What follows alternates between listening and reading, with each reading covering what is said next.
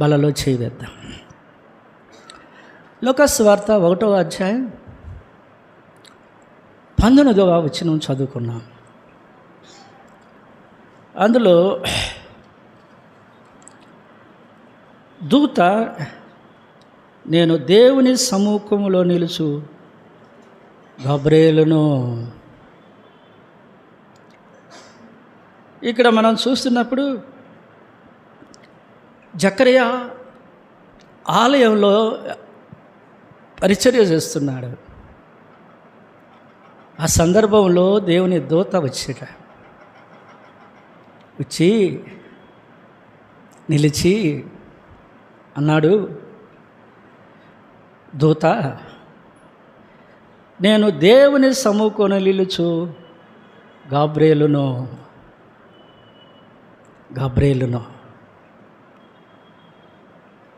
ఎవరి దగ్గరికి వచ్చాడు? ఎప్పుడొచ్చాడు? ఏం చెప్పాడు?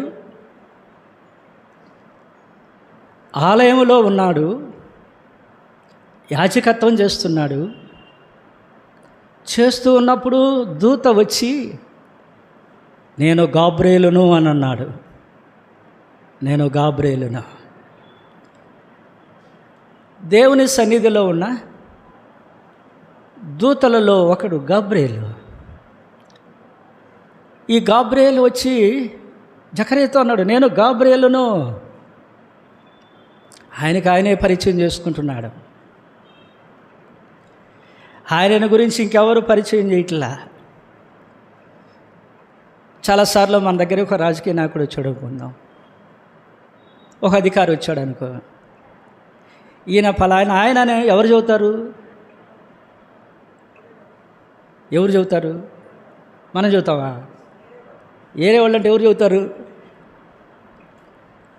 ఆయన పక్కన ఉన్న పిఏ చెబుతాడు, అమ్మ కలెక్టర్ గారు వచ్చాడు, అమ్మ ఆర్డీఓ వచ్చాడు, అమ్మ రాజకీయ నాయకుడు వచ్చాడు. కానీ దేవుని సముఖంలో నిలిచే గబ్రియేలు జకర్యాతో అన్నాడు, నేను దేవుని సముఖంలో నిలిచి ఉన్న గబ్రియేలు. జకర్యా జీవితం ఎంత పునీతమైనదో. దూతే వచ్చి, దేవుని సముఖంలో ఉన్నటువంటి ఆ దూత వచ్చి నేను ఫలానా అని చెప్పుకుంటున్నాడు. ఒక్కసారి ఈ మాట నీ హృదయంలో తీసుకొని ఆలోచన చేయి. ఏం జకర్యా దగ్గరికి వచ్చి దేవుడు వచ్చి నేను గబ్రియేలును అని పరిచయం చేసుకుంటుంటే, ఇన్ని సంవత్సరాల విశ్వాస జీవితంలో దేవుడు నీతో మాట్లాడా? నేను ఫలానా అని చెప్పుకున్నాడా? అందుకనే నేను అంటాను, గబ్రియేలు ఏం చేస్తూ ఉన్నాడంటే తను గబ్రియేలు అని చెప్పుకున్నాడు. సరే, అది అలా కొంచండి. దేవుని సముఖంలో నిలిచి ఉండే గబ్రియేలును నేనన్నాడు. ఇక్కడ 3 మాటలు ఉన్నాయి, క్లుప్తంగా చెప్తాను. మొదటిది చదవండి, ఆ వచనాన్ని చదువుదాం. లూకా, దూత, నేను దేవుని సముఖమందు నిలుచు గబ్రియేలును. చాలయ్యా. గబ్రియేలు అంటే నా బలము అని అర్థం. నా బలము అని అర్థం. గబ్రియేలు అంటే అర్థం ఏంటి చెప్పాలి? నా బలము.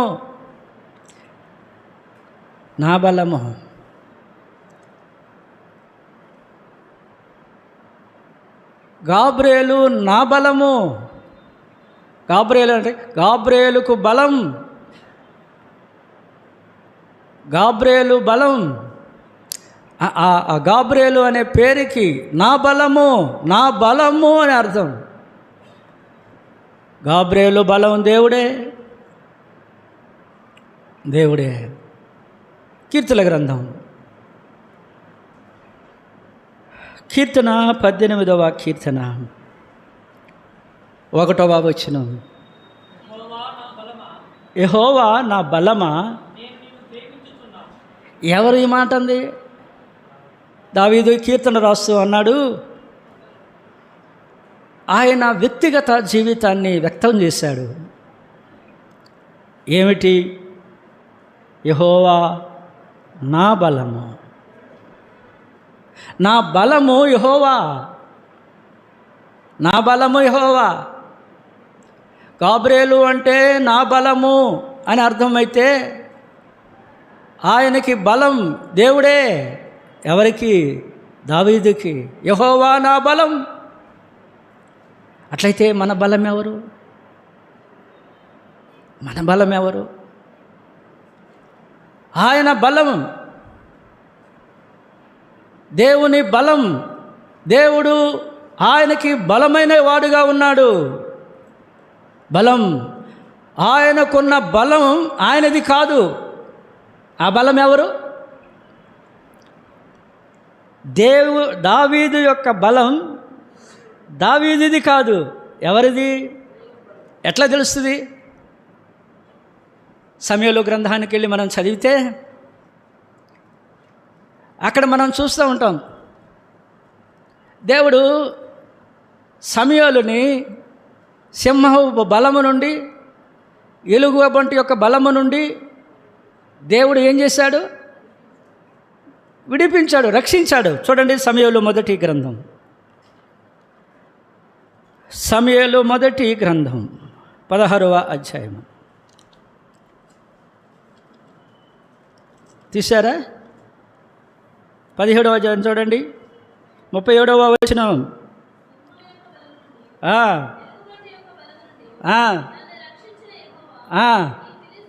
ఎవరు రక్షించింది? నన్ను రక్షించిన యెహోవా. ఎవరంది మాట? దావీదు. కీర్తన 17లో యెహోవా నా బలం అంటుంటే ఆయన బలం ఎవరు ఎక్కడ చెప్పాడు? సింహపు బలము నుండి, ఎలుగుబంటి యొక్క బలము నుండి నన్ను తప్పించినటువంటి, నన్ను రక్షించినటువంటి యెహోవా. సింహం ఎంత బలంగా లేదో మనం చూడగలం. అడవికి రాజు సింహం. సింహం సింహం బలమైనది. బలమైన సింహం ఎదుట బాలుడైన దావీదు ఎంతటి వాడు? బాలుడైన దావీదు సింహం ఎదుట ఏ పాటివాడు? నేను ఇలాగ చెబుతా, సింహము బలమైనది, ఎలుగుబంటు బలమైనది. దావీదు బాలుడు, బాలుడికి బలం ఉంటుందా? ఉండదు. బాలుడు బలహీనుడు, దావీదు బలహీనుడు. కానీ బలహీనుడే, కానీ బాలుడే బలహీనుడే. కానీ సింహము యొక్క బలము నుండి, ఎలుకబంటి యొక్క బలము నుండి ఆయనను తప్పించిన యెహోవా. అంటే ఆయన బలం యెహోవా. చూడండి మరొక మాట, అక్కడే 5వ అధ్యాయంలో 50వ వచనం. 50వ వచనం. దావీదు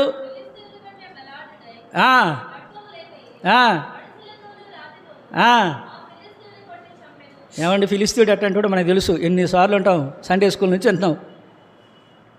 గొలియాత్ ఎలాంటోడు? గొలియాత్ ఎలాంటోడు? బలమైన వాడు. బలమైన గొలియాతుని దావీదు ఏం చేశాడంట? ఏం చేశాడు? ఒడిశాల్లో ఒక రాయి పెట్టి కుట్టి బలవంతుడైనటువంటి గొలియాతుని ఒక దెబ్బతో చంపేశాడు. ఆ వచనం చదవండి, ఆరంభంలో ఒక మాట ఉంది, మళ్ళీ చదువుదాం. దావీదు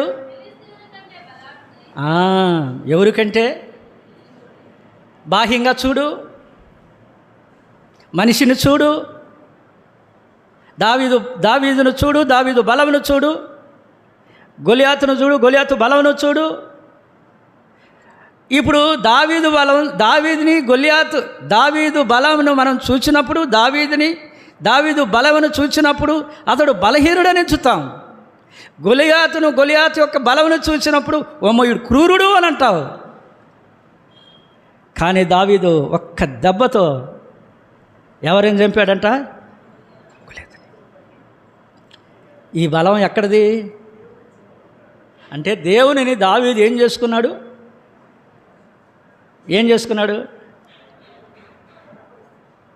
చెప్పాలి. దావీదు దేవునిని తన బలంగా చేసుకున్నాడు. నా బలం నీవేనయ్యా యెహోవా, యెహోవా నా బలం నీవు. నేను బలహీనుడైనటువంటి నన్ను ఏం చేశావు? బలవంతుడిగా తయారు చేశావు. ఆయన యందు బలం, ఆయనలో బలం. మన బలం ఆయనే ఉండాలి. మనం మన బలం మీద ఆధారపడుతున్నాం, మనం ఆయన బలం మీద ఆధారపడటలా. అందుకని నీకు నాకు మనకి దావీదుకి వ్యత్యాసం ఉంది.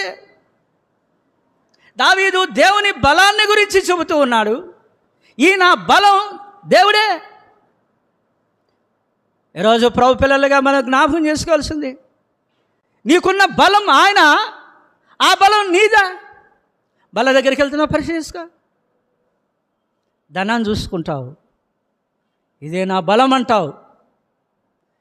నువ్వు కట్టుకున్న అందాల మేడ చూసుకుంటావు, ఇదే నా బలం అంటావు. నీ ఉద్యోగం చూసుకుంటావు, ఇది నా శక్తి సామర్థ్యాలతో వచ్చిందంటావు. దేవుని వాక్యం చదివితే అది యెహోవా అనుగ్రహం,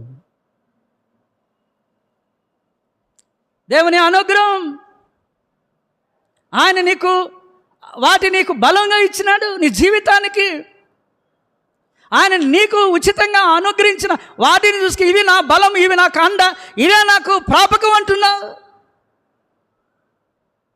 అందుకని నేనంటాను, విశ్వాసిగా మన క్రైస్తవ జీవితంలో ఈ బలం మనది కాదు, ఈ బలం ఎవరిది? దేవునిది. అందుకనే ప్రభు పిల్లలు అయిన మనం జీవించే విశ్వాస జీవితంలో ఈ స్పృహ ఉండాలి. ఈ స్పృహ కలిగి జీవించాలి. అలాంటిది లేనప్పుడు మనం బలలో చేవేసినప్పుడు అయోగ్యులమైపోతాం. పౌలు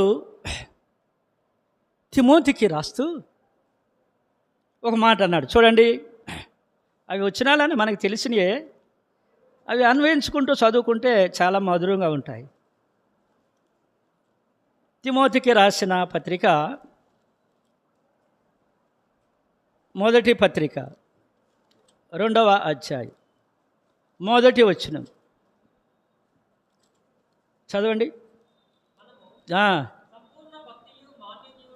కాదు 2వ పత్రిక చదవండి. 2:1 నా కుమారుడా, బలవంతుడు ఎట్లా అవుతావు? ఎవరు నిన్ను బలవంతులుగా చేస్తారు? పౌలు అన్నాడు తిమోతికి రాస్తూ ఈ పత్రికలో అన్నాడు, ఏమన్నాడు? నా కుమారుడా, క్రీస్తు యేసునందు కృపచేతయంగా బలవంతుడు ఎప్పుడు అవుతావు అంటే క్రీస్తు యేసునందు అవుతావు. యెహోవా యందు బలం, క్రీస్తు నందు బలం, క్రీస్తు నందు బలం. అందుకనే ఆయనలో మనం ఉన్నప్పుడు మనకి ఏ భయం ఉండదు, ఏ బలము, ఏ భయము ఉండదు. కారణం ఏంటి అంటే మన బలము మన ప్రభువే. మనం ఎప్పుడూ బలహీనం అనుకోకూడదు, మనం బలవంతులంగానే అనుకోవాలి. కారణం యేసుక్రీస్తు ప్రభువును కలిగి ఉన్నాం. మన ప్రభు ఎలాంటి వాడో మనకు తెలుసు. ఆయన నమ్మిన పిల్లలమైన మనం మన బలం మన ప్రభువన్న ఎరిగి జీవిస్తే దేనికి భయపడం. ఇప్పుడు రెండవ మాట నేను జ్ఞాపకం చేస్తా, మళ్ళీ చదవండి. అదే వచ్చినాని 1 గాబ్రియేలు అని అంటే నా బలం. 2వది చదువుకుందాం, చదవండి. అక్కడ అదే వచ్చిన చదవండి. దూత, ఈ గాబ్రియేలు ఎక్కడ నిలిచి ఉంటానో చెప్పాడు. నేను దేవుని సముఖమందు నిలిచిన గాబ్రియేలును, నేను ఎడ చదువుతా, ఆయన సన్నిధిలో నిలిచినటువంటి గాబ్రియేలు. ఆయన సన్నిధిలో నిలుచున్న వాళ్ళకి ఏముంది ఇప్పుడు చెప్పు? ఎవరు ఆయన సన్నిధిలో నిలుచుంటారు? ఏమండి కుమారు? ఆయన సన్నిధిలో ఎవరు నిలిచి ఉంటారు? గాబ్రియేలు అన్నాడు కదా, ఏమన్నాడు? దూత ఏమన్నాడు? నేను దేవుని సముఖమందు నిలుచు, నేను దేవుని సముఖమందు నిలుచు గాబ్రియేలును అని అన్నాడు. ఎవరు అన్నది? గాబ్రియేలు అన్నాడు. గాబ్రియేలు అంటే అర్థమైంది, నా బలం. ఎవరు ఆయన బలం కలిగి ఉంటారో వారు ఆయన సన్నిధిలో నిలిచి ఉంటారు. ఆయన సన్నిధిలో ఎవరు నిలిచి ఉండగలరు అని అంటే, ఎవరు ఆయన బలము కలిగి ఉంటారో, ఎవరు ఆయనను బలంగా చేసుకుంటారు, వారు మాత్రమే ఏమవుతారు అంటే ఆయన సన్నిధిలో నిలిచి ఉండుట గొప్ప. ఇప్పుడు మనం ఆయన సన్నిధికి వచ్చాం. ఆయన సన్నిధిలో ఎంతసేపు గడుపుతాం చెప్పాలి? సరే యథార్థం చెప్పుకుందాం. ఎంతసేపు గడుపుతాం అంటే? గంట. సరే, ఆయన సన్నిధిలో మనం గడిపినప్పుడు ఆయన సన్నిధి సృజింపు ఎలాంటిది ఎరగాలి, అది చెప్తా. ఇప్పుడు నిలిచి ఉన్నాడు. సన్నిధిలో నిలుచుట, ఆయన ఇంటిలో నిలిచి ఉండుట గొప్ప భాగ్యం కదా. ఎట్టగా? దేవుని వాక్యంలో మనం చూస్తాం. కీర్తనల గ్రంథంలో రాయబడింది, ఏముంది అని అంటే, ఆయన ఆవరణంలో ఒక దినము గడుపుట 1000 దినముల కంటే శ్రేష్టం. ఎక్కడా? తొందరగా చెప్పాలి. ఎక్కడుంది అది?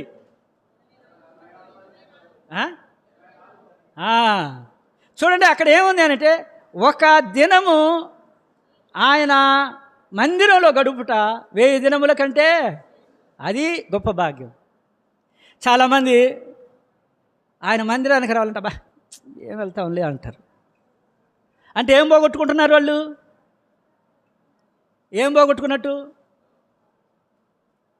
ఏం పోగొట్టుకోలేదా? భాగ్యం. ఏం భాగ్యం? నీకు ఇంకొక మాట చెప్పాను, ఇది దీంట్లో చెప్పొచ్చో చెప్పకూడదు కానీ సరేలే, అది ఎందుకు వేస్ట్ తీసేస్తా. కనుక ఆయన ఆవరణం దేవుని ఆలయం. ఆయన ఆలయానికి వెళ్తే ఆశీర్వాదం, ఆయన ఇంటిలో గడుపుతా దీవెన.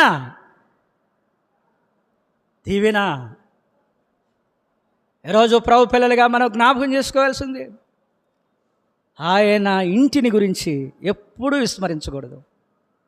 నిలిచి ఉండు. గాబ్రియేలు దేవుని సముఖమందు నిలిచినటువంటి గాబ్రియేలు. మనం దేవుని ఇంటిలో నిలిచి ఉండవలసినటువంటి వారు. ఆయన నీకు బలమైతే నీవు ఆయన సన్నిధిలో నిలిచి ఉండు.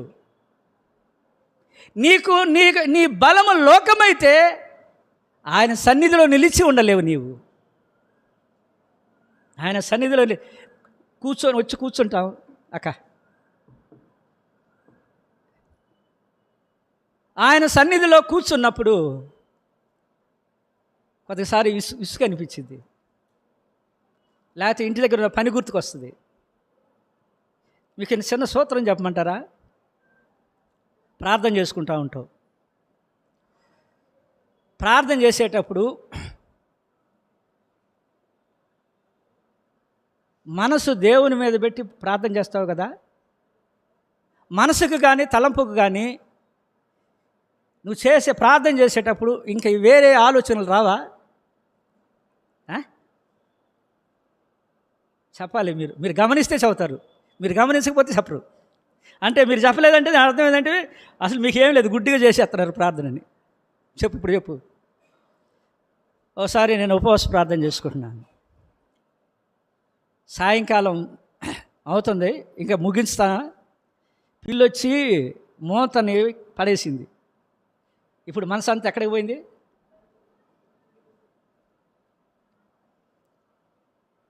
ఒక శబ్దం వినే సమయంలో దృష్టి మళ్ళీపోయింది. దృష్టి మళ్ళీపోయింది. ఇది అపవాది కార్యం. ఆయన సన్నిధిలో నిలిచి ఉండు. ఎప్పుడు బలము లేకుండా ఉంటావా? నా దేహంలో ఎప్పుడైతే బలహీనత ఉంటుందో ఆ బలహీనత ఏమైందంటే ఆ చిన్న బలహీనతే మన ఆత్మీయ ఏం చేస్తుంట ఆ నేత్రములను లేకపోతే ఆ ఆత్మీయ కోణాన్ని ఏం చేస్తుందంటే పక్కకి తెప్పించేదిగా ఉంటుంది. సరైన ప్రార్థన చేయలేవు, ప్రార్థనలో నిలకడ లేదు, చంచలత్వం.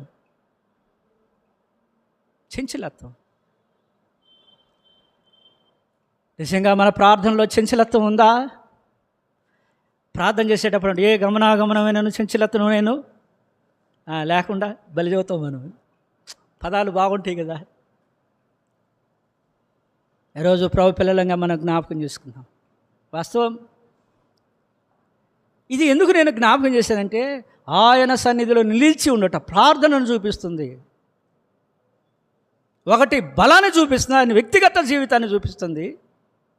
రెండవది ఆయన సన్నిధిలో నిలుచుట ప్రార్థనను చూపిస్తుంది. ఆయన సన్నిధిలో ప్రార్థించే వాళ్ళు ఏముంటాయి అని అంటే చూడండి, ఒక 3 మాటలు నేను జ్ఞాపకం చేస్తాను. కీర్తన గ్రంథం 96వ కీర్తన. చాలా విషయాలు మీకు తెలుసు, కానీ సమయం ఉండదు కాబట్టి నేను కొన్ని విషయాలు మాత్రం జ్ఞాపకం చేస్తాను. కీర్తన 96వ కీర్తన తీశారా? కీర్తన 96.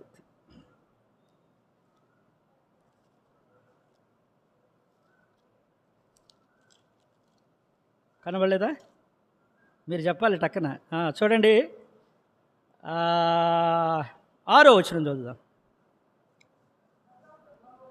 జాగ్రత్తగా చదవండి, అర్థమయ్యేటో చదువుకోండి. 7 విషయాలు ఉన్నాయి, ఇక్కడ కొన్ని ఉన్నాయి. ఇయే చదువుతా, తర్వాత మీకు మీరు ఇంటి దగ్గర రాసుకోండి, రాసుకోండి. చదవండి. ఘనత ప్రభావములు ఆయన సన్నిధిలో ఏమున్నాయి? ఘనత ఉంది. చాలాసార్లు మనకి ఇష్టమైంది ఏంటంటే ఒకడు మనల్ని గణపరచాలి, నేను గణపరచబడాలి, నేను హెచ్చించబడాలి, అందరూ నన్ను గురించి చెప్పుకోవాలి, అందరిలో నేనే ఘనుడుగా కనబడాలి. ఇది నేను ఎవరిని చెప్పలేదు, ఇది స్వాభావికంగా ఉండేటువంటి లక్షణం. ఇలా ఆశించావు అని అంటే మంచిదే, ఆత్మీయంగా ఆలోచించు, బాహ్యంగా ఆలోచించగాక. ప్రభు నామని చెప్పేది ఏంటంటే ఘనత కోరుకో, ఆత్మీయంగా కోరుకో. ఘనత కోరుకోగాక, బాహ్యంగా కోరుకోగాక. ఎప్పుడు నువ్వు ఆత్మీయంగా కోరుకుంటావో ఘనతను, ఆటోమేటిక్గా దేవుడు ఏం చేస్తాడు? బాహ్యమైంది కూడా. యేసపు జీవితం దానికి తాత్కారణం. దేవుడు యేసపు జీవితాన్ని ఘనపరిచాడు. అన్నలు తృణీకరించారు, నిరాకరించి తృణీకరించబడిన ఈ యేసేపు ఐగుప్తు దేశం మీద రాజు అయినాడు. ఇది సత్యం, దైవ గ్రంథం. చాలాసార్లు నన్ను అందరూ తృణీకరించారు అని అనుకొని నీ మనసును నువ్వు కృంగదీస్తున్నావు, ఆత్మను కృంగజేసుకుంటున్నావు. నువ్వు కృంగిపోవటం సంగతి అట్టబెట్టు, కానీ దేవుని ఆత్మ కృంగిపోతుంది. కారణం లోపల మన బాహ్య సంబంధమైనది, మన ఆత్మ సంబంధమైన దాని ఆ కోణం లేకుండా మనలో కృంగదీసే స్వభావం. ఘనత ఆయన సన్నిధిలో ఉంది.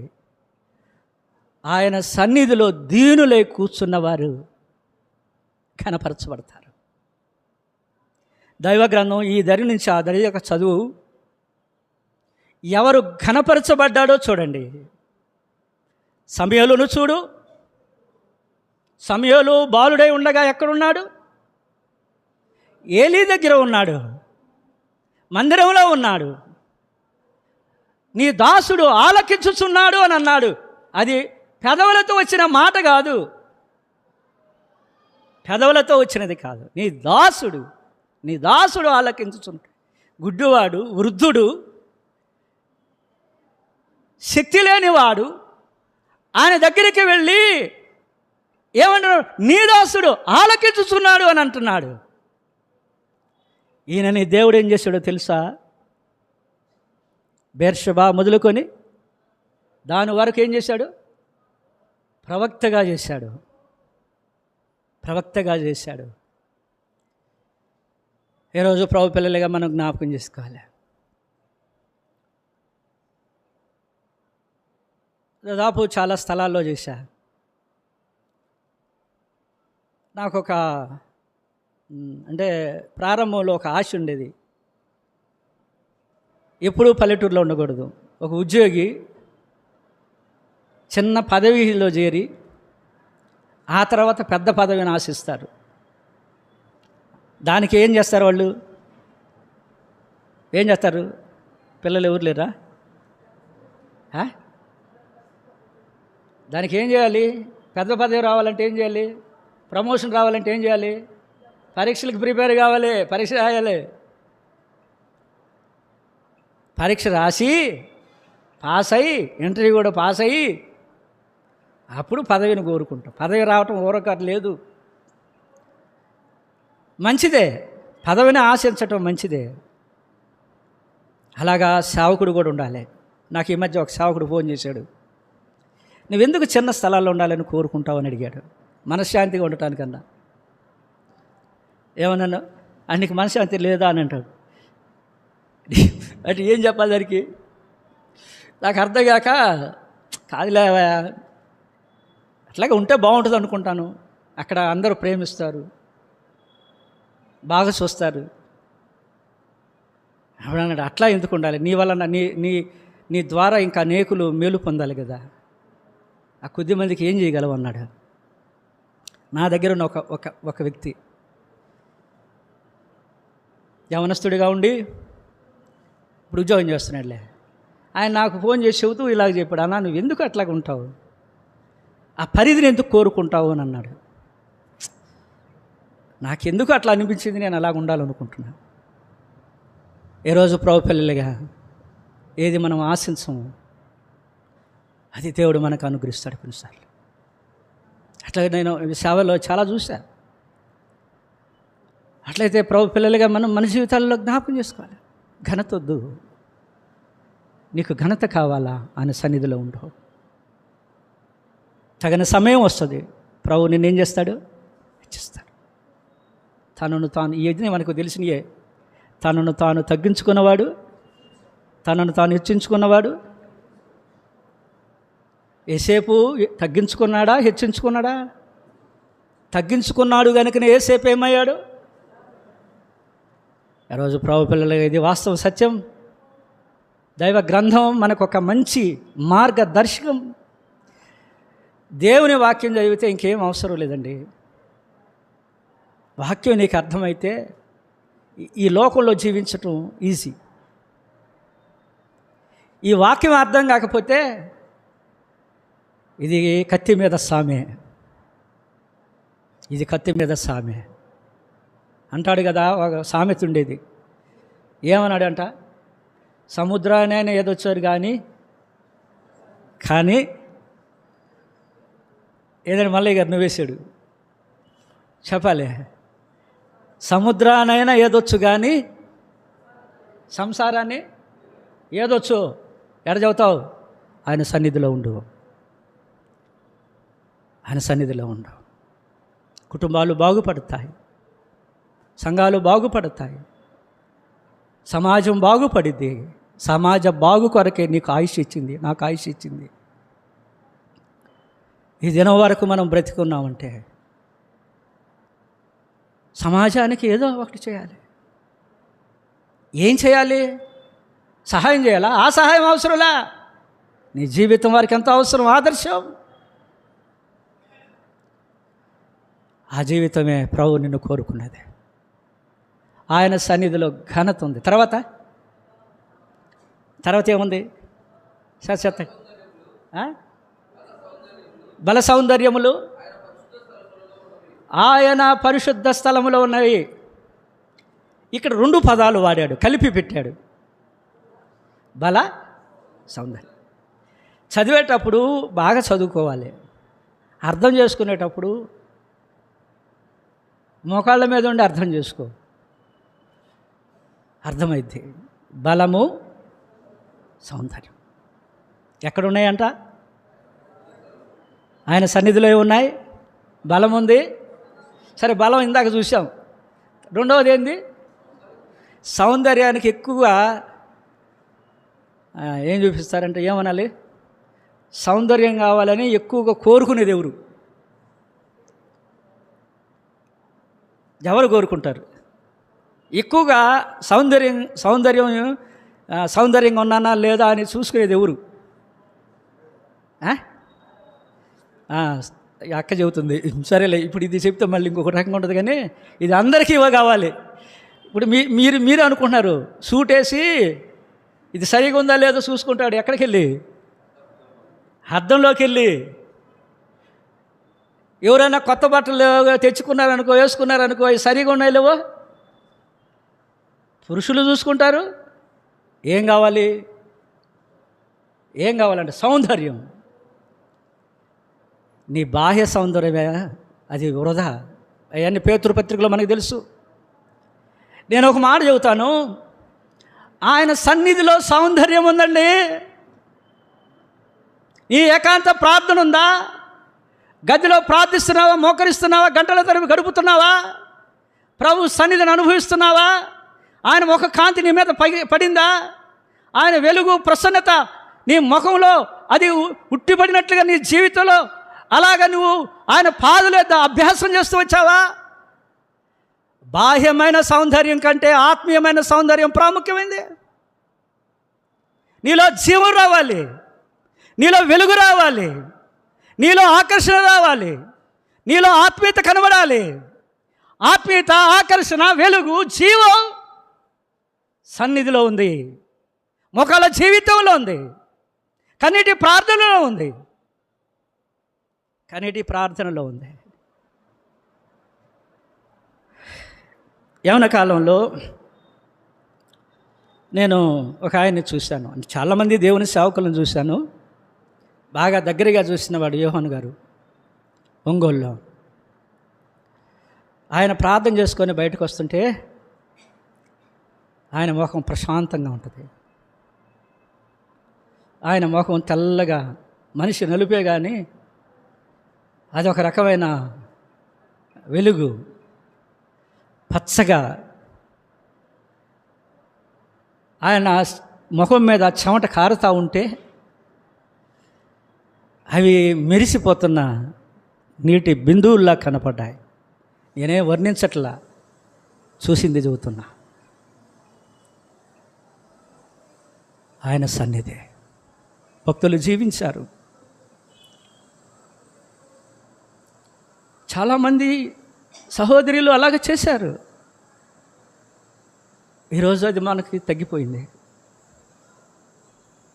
ఈరోజు అది లేదు. ఈ సహవాసంలోనే ఏది చూశానో అది ఈరోజు చూడలేకపోతున్నా.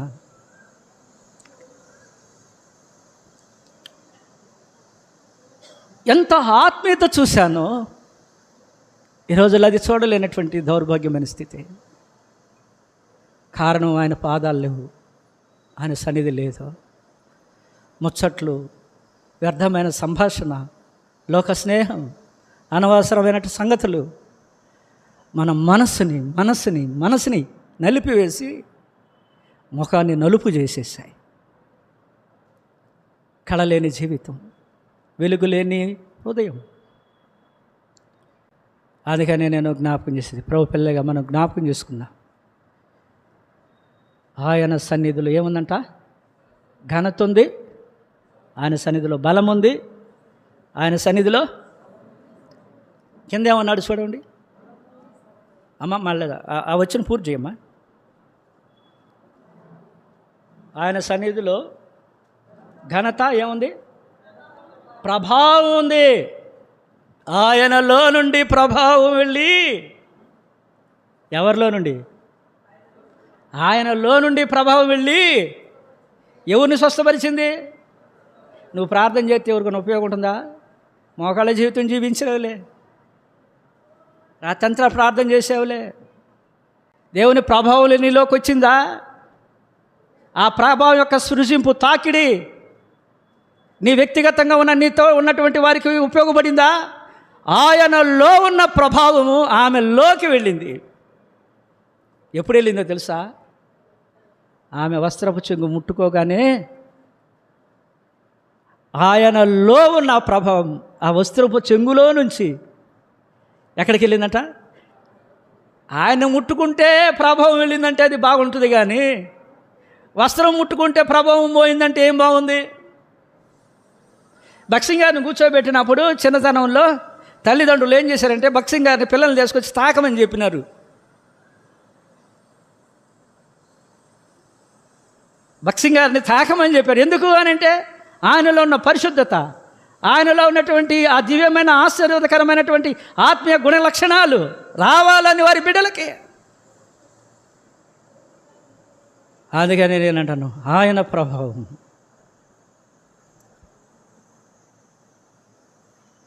ఇంకొక మాట నేను అక్కడే చదివి ఆపుతాను, రండి.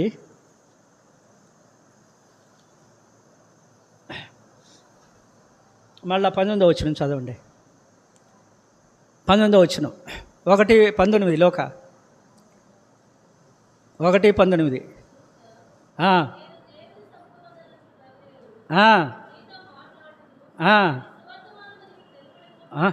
ఏమన్నాడంట? పంపబడి తిని. ఎవరు పంపించారు? ఎవరిని పంపాడు? దూతలను పంపాడు.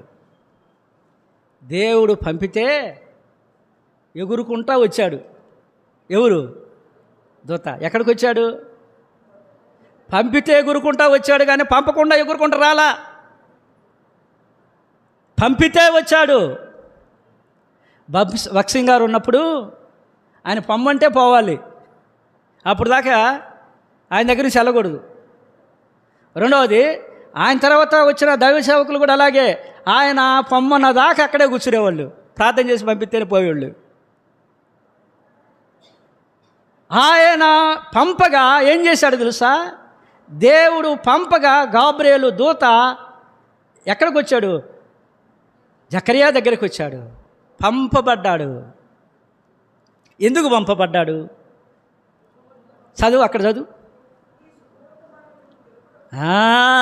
ఈ సువార్తమాను నీకు పంపబడి వెళ్ళి సువార్త చదువుతున్నావా? పంపబడకుండా సువార్త చదువుతున్నావా? నీ సువార్త సర్వజనులకి ఆశీర్వాదకరంగా ఉండాలి అని అంటే నువ్వు పంపబడి పో, సంఘం ద్వారా పో, సేవకుల ద్వారా పో. ప్రార్థించి పంపిస్తే వెళితే ఆ సువార్తకి ఏముంది అంటే అర్థం ఉంది. ఈ సువార్త చాలాసార్లు సువార్తకి వెళ్తాం, మన గుబులు మడినప్పుడు ఏం చేస్తాం తెలుసా? పత్రికలు తీసుకొని ఏం చేస్తాం? మంచిదే, కానీ అది ఇంకా క్రమంగా ఆశీర్వాదకరంగా ఉండాలి అని అంటే మనకు ఒక క్రమం ఉందిగా. ఆ క్రమం ఏంటి అని అంటే పంపబడాలి. పంపబడినప్పుడు అది ఆశీర్వాదకరమైంది, అది ప్రయోజనకరమైంది. ఆ సువార్త ద్వారా అనేకులు రక్షించబడతారు. చాలాసార్లు పంపబడకుండా వెళ్ళి సువార్త చేసి నిష్ఫలంగా జీవిస్తాం, నిష్ఫలంగా ఉన్నాం. ఆత్మలు లేవు, సంవత్సరాలు ఉన్నాయి. నేను ఒక ప్రశ్న వేయచ్చో వేయకూడదు? ఇంకో మరిగదు వేయచ్చా? ఇన్ని సంవత్సరాల్లో ఎన్ని ఆత్మలు సంపాదించాం? నేను మిమ్మల్ని చేతులు ఎత్తమన్ను, ఇంకేమన్నా కానీ ఒకసారి పరీక్ష చేసుకో, బల దగ్గరికి వెళ్దాం. ఎన్ని ఆత్మలు సంపాదించాం? ఇన్ని సంవత్సరాలు జీవించాను ప్రభువా, ఒక ఆత్మను కూడా సంపాదించుకోలేకపోతున్నాను అంటావా? ఇన్ని సంవత్సరాలు జీవించి కొన్ని ఆత్మలు సంపాదించుకుంటే బహుమానం ఉంది. బహుమానం కోసమే కదా ప్రయాసపడుతుంది నువ్వు. ఎందుకు నీ ప్రయాస? నీ ప్రయాస దేనికి అని అంటే పంపబడి చేయి, దానికి ఫలితం ఉంటుంది. ఏంటి అంటే అది బహుమానం. ఒక్కొక్క మాట నేను జ్ఞాపకం చేస్తాను. కొరింథీయులకు రాసిన మొదటి పత్రిక 11వ అధ్యాయం 26వ వచనం.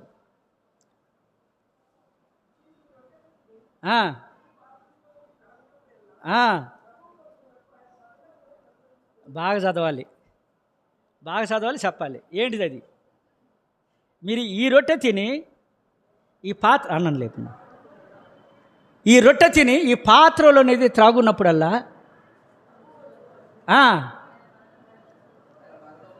ఆయన శరీరం తిని ఆయన రక్తం తాగేటప్పుడు మనం ఏం చేయాలి?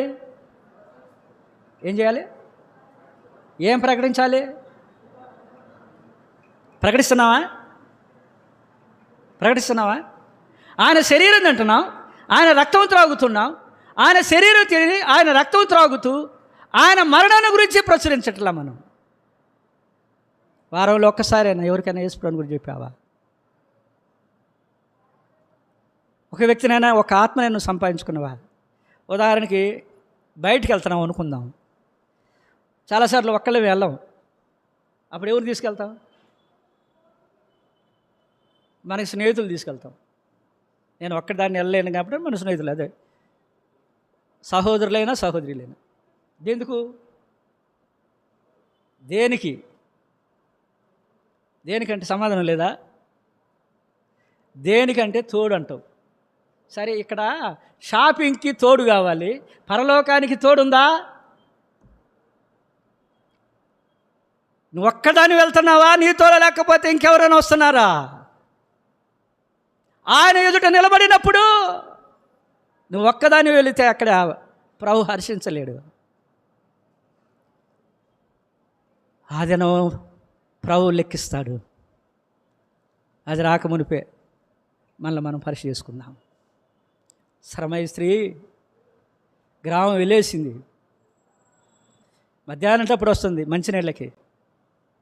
అక్కడికి ఎవరు లేరు అనుకొని వచ్చింది. ఎవరు?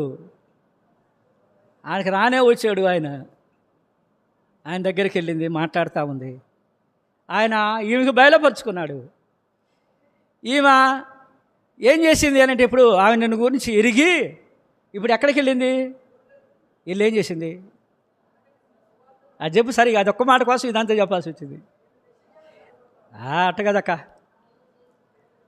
నేను చేసినవన్నీ నాతో చెప్పినవాడు క్రీస్తుగాడా, నా బ్రతుకు బయట పెట్టిన ఆయన క్రీస్తుగాడా, రండి ఊళ్ళో వాళ్ళారా, నేను ఆయనని చూపిస్తా, నా జీవితాన్ని మార్చిన ఆయన్ని చూపిస్తా, నా బ్రతుకు మార్చిన ఆయన్ని చూపిస్తా. ధైర్యంతో మీ దగ్గరికి రాగలగటానికి, నన్ను ధైర్యంగా మీ వద్దకు వచ్చి వర్తమానం చెప్పడానికి నాకు సహాయపడి ఉన్న వాడిని చూపిస్తా. వచ్చింది ఆ ధైర్యం. ప్రార్థన చేసుకుంటా.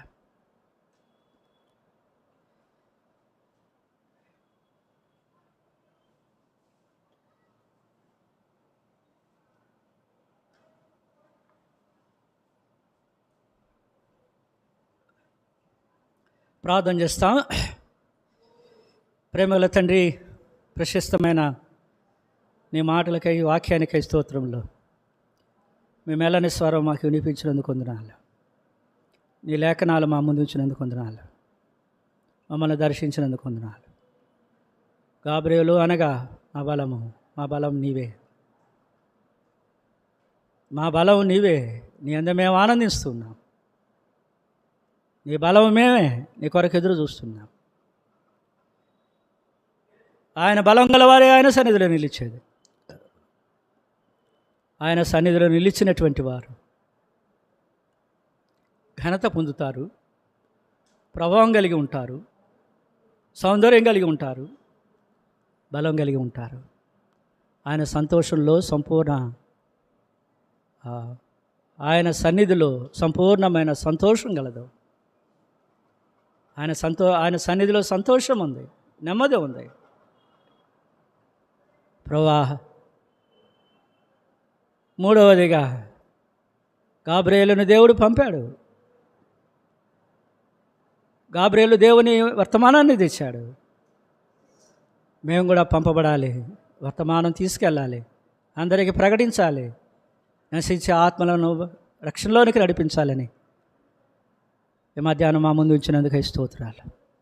బాగానే దీవించుము. మా జీవితాల్లో భద్రపరుచుకొని ధ్యానిస్తూ మేము దిద్దుబాటు చేసుకొని యోగ్యంగా బలలో చేయడానికి సహాయం చేయి. యేసు నామమున ప్రార్థించి అడిగి వేడుకుంటున్నాను తండ్రి, ఆమేన్. అలాగుండు, మోకాళ్ళ మీద ఉండు, ప్రార్థనలో ఉండు.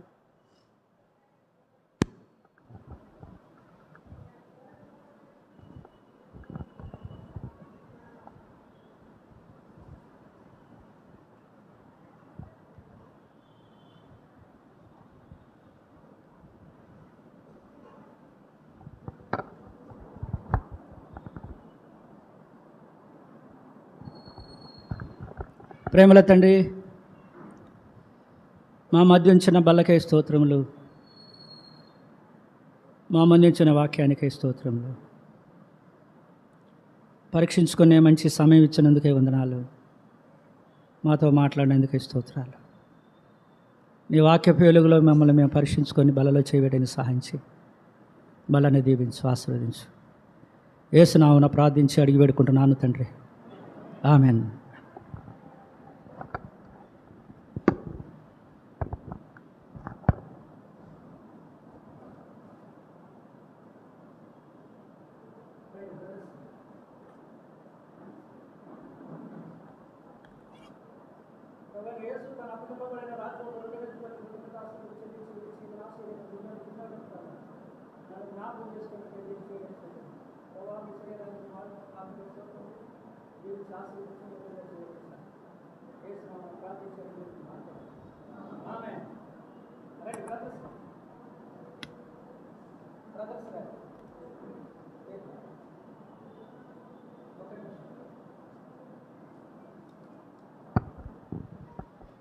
దయచేసి మల్లయ్య గారు, డేవిడ్ రాజు గారు,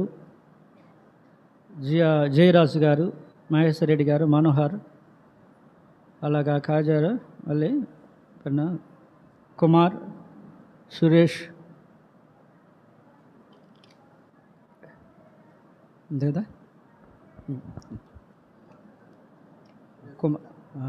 సురేష్ పెన్నా, జేపీ రెడ్డి.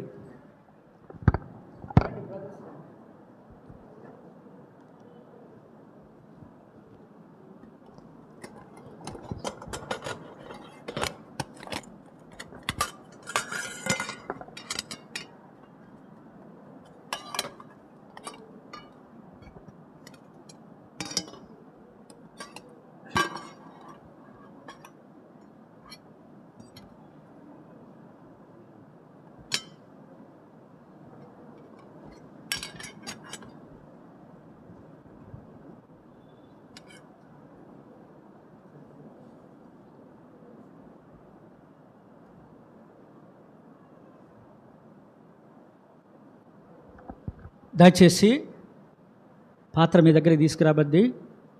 మీ కుడి చేతి చూపించు. పాత్ర వచ్చినప్పుడు చిన్న భాగం తీసుకో, నీ ప్రక్క వారికి అందించు.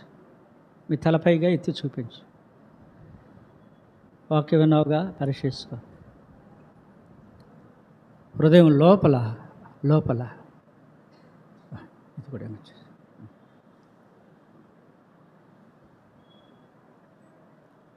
దయచేసి గమనించండి, పరీక్ష చేసుకో. దేవుడు నీకు బలమేనా? ఆయన సన్నిధిలో నిలిచి ఉంటున్నాడు.